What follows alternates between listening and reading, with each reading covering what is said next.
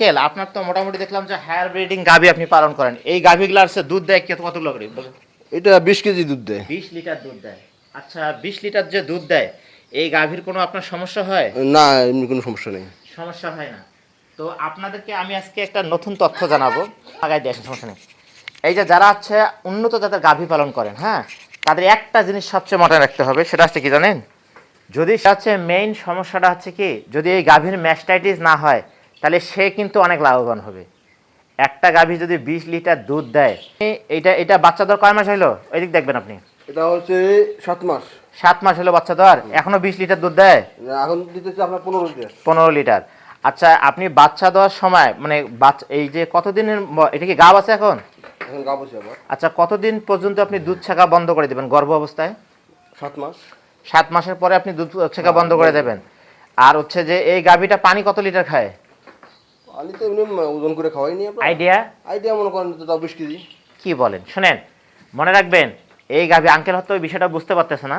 এই একটা গাভী মনে রাখবেন, যদি 20 লিটার দুধ দেয়, তার মানে কি সে 120 লিটারের ঊর্ধ্বে পানি খায়। 120 লিটারের ঊর্ধ্বে পানি খাবে। কারণ হচ্ছে কি 100 লিটারের ঊর্ধ্বে পানি খাবে, কারণ হচ্ছে কি আমরা যে দুধ পাই, এই দুধের মধ্যে কিন্তু 80% পানি থাকে। যদি পানি না খায় তাহলে দুধটা আইসে কোথা থেকে, তাই না? একদম। খাবার আপনি একে কতটুকু খাবার দেন সেটা বলেন তো আগে। খাবার দেই মনে করেন আপনার 30 কেজি দেই। মানে দানাদার খাবার কতটুকু দেন? দানাদার খাবার দিই আপনার মনে করেন 10। 10 কেজি। এই যে দেখেন, 10 কেজি কেন বলেন তো? এই গরুটার ওজনে কিন্তু মিনিমাম 600 কেজি। হ্যাঁ, এই গরুর 600 কেজি ওজন এবং আবার দুধ দেয় 20 লিটার। তার মানে কি এই দুধের পরিমাণ যত বেশি হবে, দানাদারের খাবার আমিষের পরিমাণ কিন্তু তত বাড়বে। কারণ আমিষটাই কিন্তু তার হচ্ছে দুধ দিচ্ছে, ঠিক আছে? এই জন্য আপনারা যারা হায়ার ব্রিডিং গাভী পালন করবেন, এই দেখেন এই গাভীগুলা দেখেন তো, এই যে এটা একটা হায়ার ব্রিডিং গাভী কিন্তু এটা। কারণ কি দেখেন তো, এই গাভীটা দেখেন তো মেরুদণ্ডটা অনেক সোজা না? হ্যাঁ, সোজা না? এবং দেখেন তো গরুটা, এই গরুটা ভয় সুন্দর করে দেখেন, এই গরুটার পিছনটা একটু ভারী না? একটু ভারী না?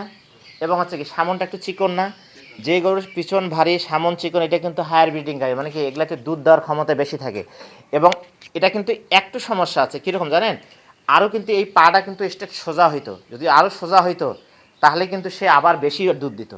মানে কি ওলানটা একটু চওড়া হয়ে যেতে হবে, দাঁড়ায় থাকতে হবে। হ্যাঁ, এবং মনে রাখবেন যেটা হায়ার গাভী ব্রিডিং মানে অনেক উন্নত জাত, যখন দেখবেন যে ওলানের মধ্যে কিন্তু ওই বাটের মধ্যে কিন্তু দুগ্ধ শিরা দেখা যাবে, দুগ্ধ শিরা দেখা যাবে। হ্যাঁ, এবং হচ্ছে কি ওলানটা দুইটা পার হয়ে থাকবে, মানে দুইটা বাট এক পাশে থাকবে আর দুইটা বাট আরেক পাশে থাকবে। এবং যখন আপনি গাভীটা সেঁকবেন, তখন হচ্ছে বেলুনের মতো হচ্ছে কি, মানে যেমন বেলুনকে হাওয়া দেয়, হাওয়া দেওয়ার পর কি হয় বলেন তো? বেলুনটা ফুলে যায় না? যখন দুধ থাকবে তখন কিন্তু ওইটা ফুলে যাবে, এবং দুধ যখন সেঁকে নেবেন, বেলুনটা হাওয়া যখন বের করে তখন চুপসে যায় না? ঠিক কিন্তু ওলানটাও চুপসে যাবে। যদি এই টাইপের গাভী হয়, তাহলে এই গাভীটা কিন্তু অনেক উন্নত জাতের হতে হয়, ঠিক আছে? এবং ওগুলা পুষে অনেক লাভ হয়। আরেকটা জিনিস আপনাকে মাথায় রাখতে হবে, যারা হায়ার ব্রিডিং গাভী পালন করেন তাদের মেইন সমস্যা অভিশপ্ত রোগ হচ্ছে ম্যাস্টাইটিস, যেটাকে বলা হয় ওলান ফোলা রোগ। হ্যাঁ, এই জন্য মনে রাখবেন, এইটা সবচেয়ে বড় করণীয় কাজ কি জানেন? মানে ব্রিডিং পালন করেন, ঠিক নির্দিষ্ট টাইম অনুযায়ী আপনাকে দুধ দহন করতে হবে। যে আপনি কি 3 বার দহন করেন? হ্যাঁ, 3 বার। যে টাইমে আপনি দুধ দহন করবেন, ঠিক একই টাইমে আপনাকে দুধ দহন করতে হবে। কারণ হচ্ছে কি, যদি একই টাইমে আপনি দুধ দহন না করেন, এবং সবচেয়ে আরও একটা গুরুত্বপূর্ণ বিষয় খাবার ম্যানেজমেন্টটা, যখন আপনি খাবার দিবেন ঠিক তখনই খাবার দিবেন। কারণ হচ্ছে খাবারের কম বেশিতে তার তো দুধ ফ্লো হতে পারে, হয় না? হয়। এখন কম বেশি হতে পারে। যদি আপনি ওই টাইমে দুধ দহন না করেন, তখন কিন্তু ওলানটা ফুলে যাবে, ওলানটা শক্ত হয়ে যাবে, তখন কিন্তু আপনার অনেক সমস্যা হয়ে যাবে। এই জন্য আপনি একই লোক, যেই লোক প্রতিদিন দুধ দহন করবেন ওই দুধ দহন করবেন, এবং একই টাইমে দুধ দহন করবেন। আরেকটা কথা মাথায় রাখবেন, আপনি দুধ দহন করার পরে গাভীকে খাবার দেবেন, দুধ দহন করার আগে দরকার নেই। হ্যাঁ, কম দেবেন। কারণ হচ্ছে কি, আপনি দুধ দহন করার পর যদি গাভীকে খাবার দেন, তাহলে গাভীটা কিন্তু আর শুইবে না মাটিতে, মানে কি ফ্লোরে শোবে না। কারণটা হচ্ছে, আপনি যখন দুধ দহন করেন দেখবেন যে বাটের যে টিটগুলো আছে না, টিটের মাথাটা একটু ছিদ্র থাকে না, ফাঁক থাকে না? এই যখন নিচে বসে, যদি আপনার এই জায়গাটা একটু অপরিষ্কার থাকে বা জীবাণু থাকে, এর ভেতর দিয়ে কিন্তু জীবাণুটা প্রবেশ করে ম্যাস্টাইটিস হয়ে যাবে। হ্যাঁ, এই জন্য আপনি যেটা করবেন, আপনি দুধ দহন করার পরপরই আপনাকে গাভী খাবার দেবেন, যাতে মিনিমাম সে আধা ঘন্টা দাঁড়ায় দাঁড়ায় কি খাইতে পারে, ঠিক আছে? তাহলে এইটা হবে না।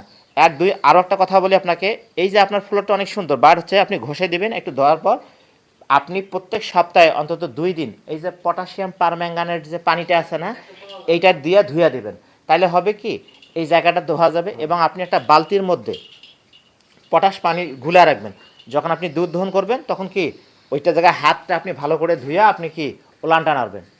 ঠিক আছে?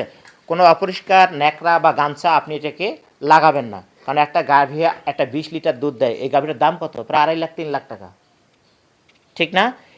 একে যদি আমরা এমনি বিক্রি করে দাম হবে অত, কারণ তার একটা প্রোডাকশন কোয়ালিটি ভালো বিধায়ের দাম বেশি। ঠিক আছে? তো যারা করেন আপনাকে শুভকামনা, অবশ্যই আপনাকে আমাকে ভালো লাগলো কিন্তু এই জায়গাটা আসে, হ্যাঁ, যে এনার অনেক বড় বড় গাভী আছে। আরেকটা কথা মাথায় রাখবেন, এই যে বাছুরের লাম্পি কিন্তু একটা ভয়াবহ রোগ। এই যে লাম্পি হয়েছে, এই যে পা ফুলে গেছে, হ্যাঁ, এটা কিন্তু অনেক ভয়াবহ রোগ। এটা থেকে রক্ষা পাইতে গেলে আপনার ঘর তো সুন্দর, কিন্তু আপনার একটা ম্যানেজমেন্ট ভুল আছে একটু। কি বলেন তো? এই যে আপনি এত টাকা খরচ করছেন, এত সুন্দর ফ্যান দিচ্ছেন, ঘর দিচ্ছেন, সব কিছু করছেন, গাভীর ফ্লোর কিন্তু এরকমই হওয়া উচিত, মানে একদম নিচু করা যাবে না। ঠিক আছে?